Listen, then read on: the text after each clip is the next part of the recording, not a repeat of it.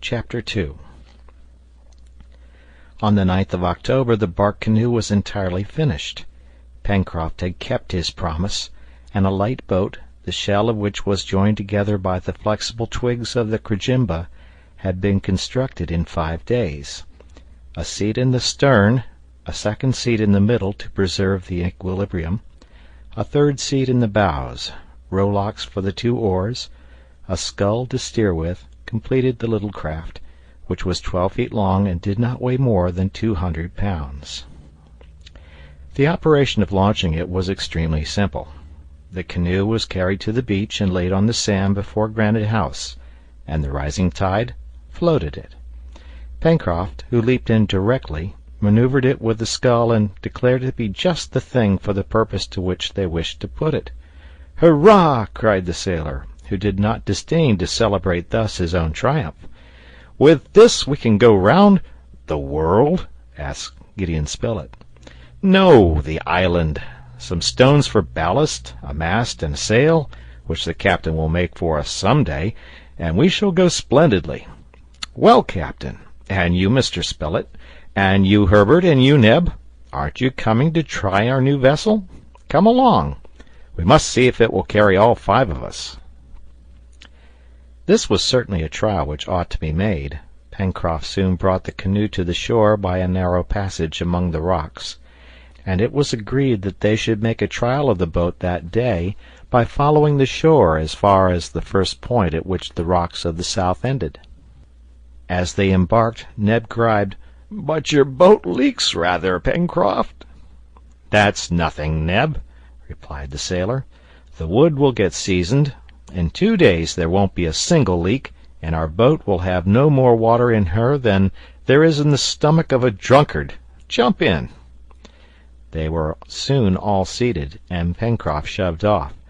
The weather was magnificent, the sea as calm as if its waters were contained within the narrow limits of a lake. Thus the boat could proceed with as much security as if it was ascending the tranquil current of the Mersey. Neb took one of the oars, Herbert the other, and Pencroft remained in the stern in order to use the scull.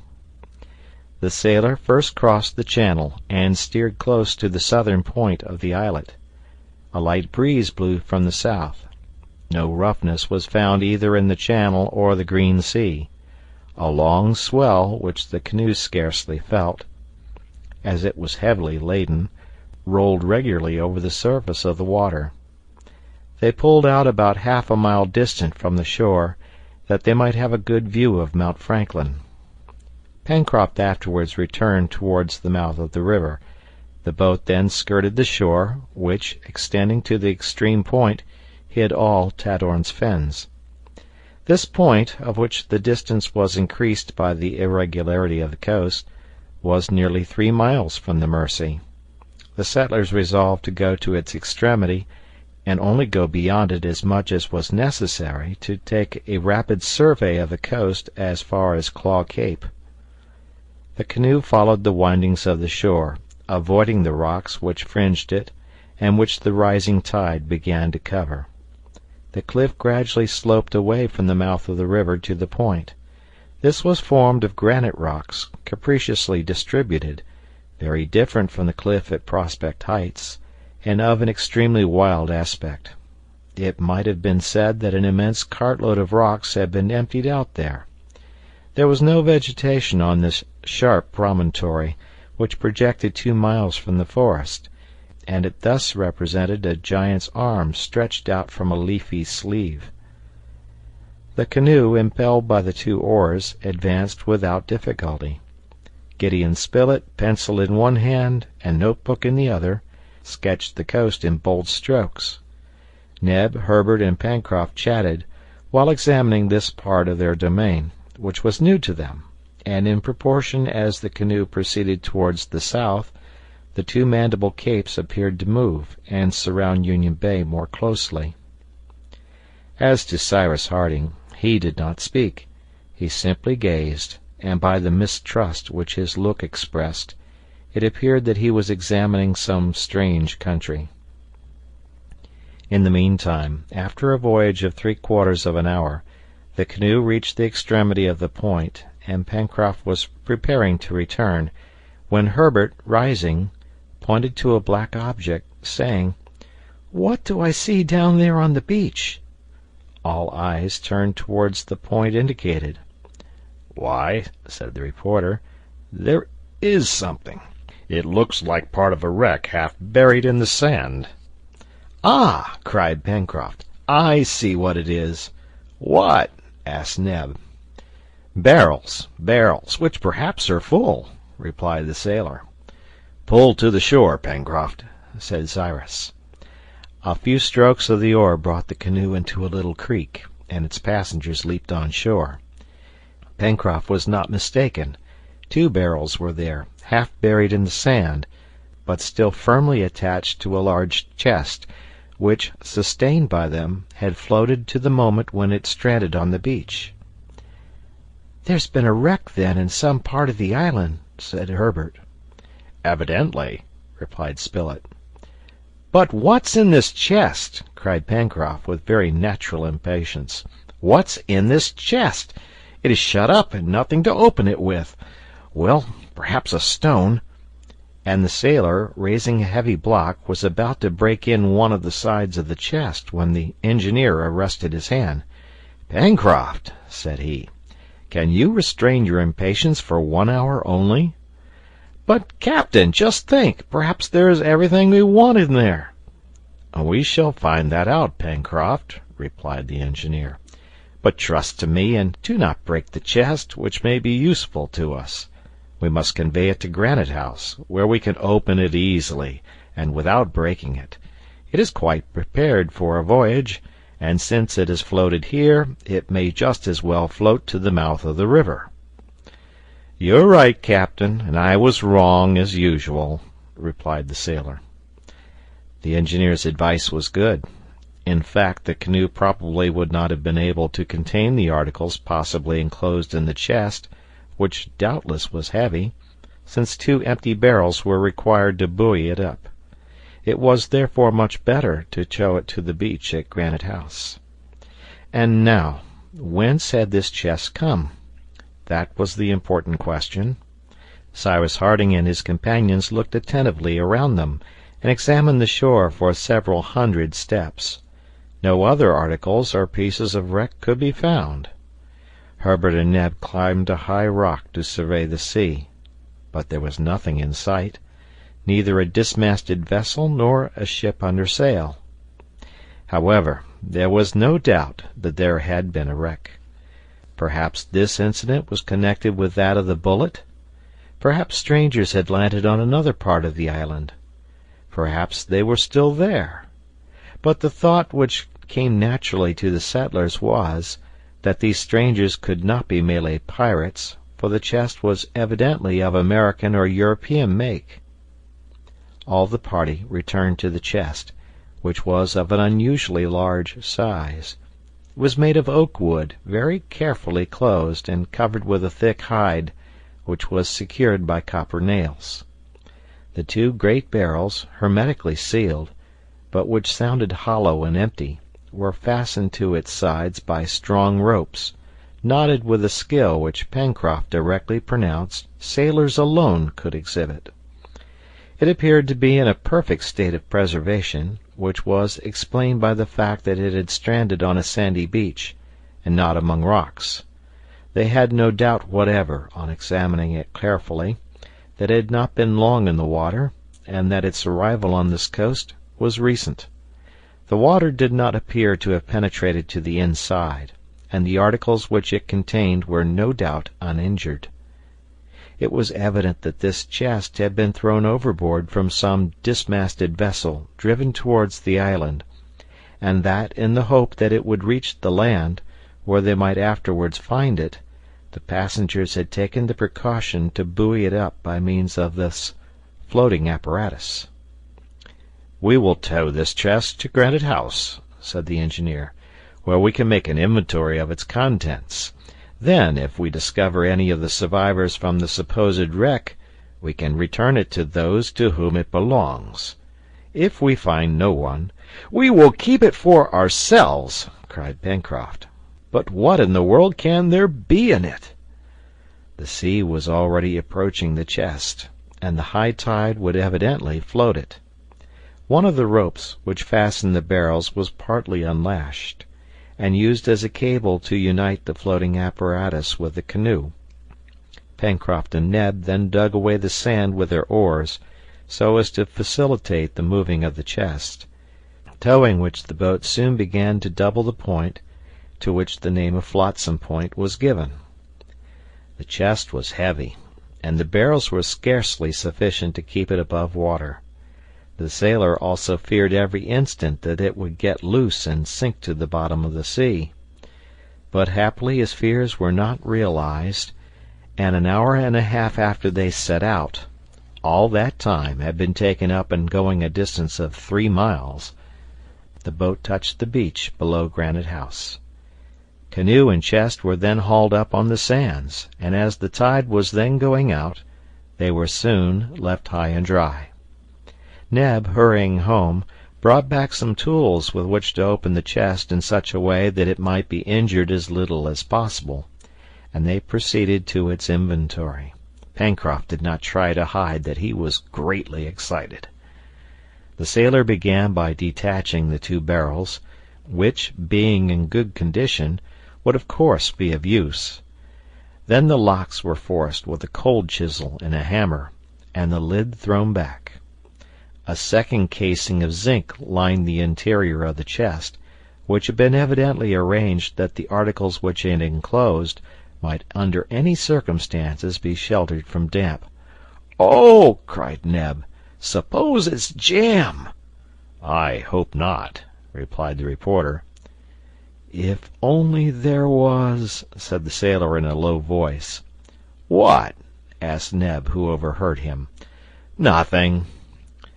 The covering of zinc was torn off and thrown back over the sides of the chest, and by degrees numerous articles of very varied character were produced and strewn about on the sand.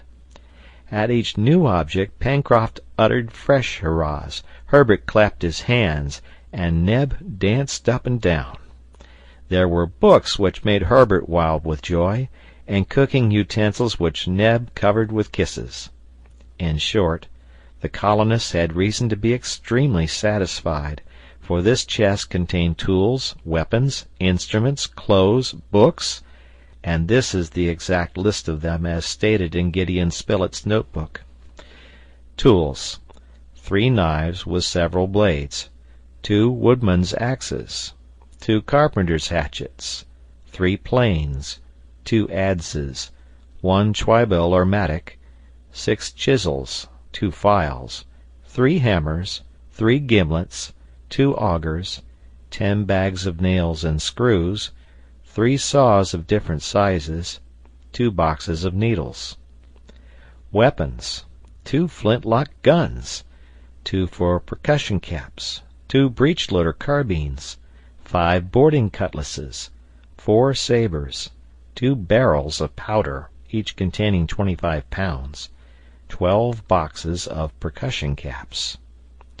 Instruments: 1 sextant, 1 double opera glass, 1 telescope, 1 box of mathematical instruments, 1 mariner's compass, 1 Fahrenheit thermometer, 1 aneroid barometer, 1 box containing a photographic apparatus, object glass, plates, chemicals, etc. Clothes: 2 dozen shirts of a peculiar material resembling wool, but evidently of a vegetable origin, 3 dozen stockings of the same material. Utensils: 1 iron pot, 6 copper saucepans, 3 iron dishes, 10 metal plates, 2 kettles, 1 portable stove, 6 table knives. Books: 1 Bible, 1 atlas, 1 dictionary of the different Polynesian idioms, 1 dictionary of natural science in 6 volumes, 3 reams of white paper, 2 books with blank pages. "It must be allowed," said the reporter after the inventory had been made, "that the owner of this chest was a practical man. Tools, weapons, instruments, clothes, utensils, books. Nothing is wanting." It might really be said that he expected to be wrecked, and had prepared for it beforehand." "Nothing is wanting, indeed," murmured Cyrus Harding thoughtfully. "And for a certainty," added Herbert, "the vessel which carried this chest and its owner was not a Malay pirate." "Unless," said Pencroft, "the owner had been taken prisoner by pirates." "That is not admissible," replied the reporter. "It is more probable that an American or European vessel has been driven into this quarter, and that her passengers, wishing to save necessaries at least, prepared this chest and threw it overboard." "Is that your opinion, Captain?" asked Herbert. "Yes, my boy," replied the engineer. "That may have been the case. It is possible that at the moment, or in expectation of a wreck, they collected into this chest different articles of the greatest use in hopes of finding again on the coast." "Even the photographic box!" exclaimed the sailor incredulously. "As to that apparatus," replied Harding, "I do not quite see the use of it, and a more complete supply of clothes or more abundant ammunition would have been more valuable to us as well as to any other castaways." "But isn't there any mark or direction on these instruments, tools, or books which would tell us something about them?" asked Gideon Spilett. "That might be ascertained. Each article was carefully examined, especially the books, instruments, and weapons. Neither the weapons nor the instruments, contrary to the usual custom, bore the name of the maker. They were, besides, in a perfect state, and did not appear to have been used. The same peculiarity marked the tools and utensils. All were new, which proved that the articles had not been taken by chance and thrown into the chest, but, on the contrary, that the choice of things had been well considered and arranged with care. This was also indicated by the second case of metal which had preserved them from damp, and which could not have been soldered in a moment of haste. As to the dictionaries of natural science and Polynesian idioms, both were English, but they neither bore the name of the publisher nor the date of publication. The same with the Bible printed in English, in quarto, remarkable from a typographic point of view, and which appeared to have been often used. The atlas was a magnificent work, comprising maps of every country in the world, and several planispheres arranged upon Mercator's projection, and of which the nomenclature was in French, but which also bore neither date nor name of publisher.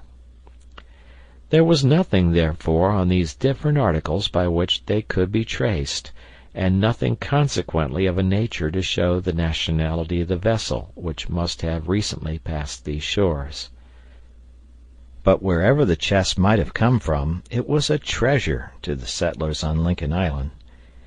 Till then, by making use of the productions of nature, they had created everything for themselves, and, thanks to their intelligence, they had managed without difficulty.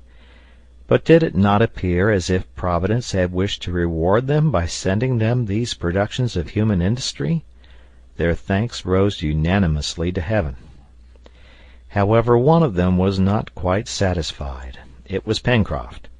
It appeared that the chest did not contain something which he evidently held in great esteem, for in proportion as they approached the bottom of the box his hurrahs diminished in heartiness, and, the inventory finished, he was heard to mutter these words: "That's all very fine, but you can see that there is nothing for me in that box." This led Neb to say, "Why, friend Pencroft, what more do you expect?" "Half a pound of tobacco," replied Pencroft seriously, "and nothing would have been wanting to complete my happiness." No one could help laughing at this speech of the sailors. But the result of this discovery of the chest was, that it was now more than ever necessary to explore the island thoroughly. It was therefore agreed that the next morning at break of day they should set out, by ascending the Mercy so as to reach the western shore. If any castaways had landed on the coast, It was to be feared they were without resources, and it was therefore the more necessary to carry help to them without delay. During the day the different articles were carried to Granite House, where they were methodically arranged in the great hall. This day, the 29th of October, happened to be a Sunday, and before going to bed Herbert asked the engineer if he would not read them something from the Gospel. "Willingly," replied Cyrus Harding. He took the sacred volume, and was about to open it, when Pencroft stopped him, saying, "Captain, I am superstitious. Open at random and read the first verse which your eye falls upon. We will see if it applies to our situation." Cyrus Harding smiled at the sailor's idea, and, yielding to his wish, he opened exactly at a place where the leaves were separated by a marker. Immediately his eyes were attracted by a cross, which, made with a pencil, was placed against the 8th verse of the 7th chapter of the Gospel of St. Matthew. He read the verse, which was this: "For every one that asketh receiveth, and he that seeketh findeth." End of chapter.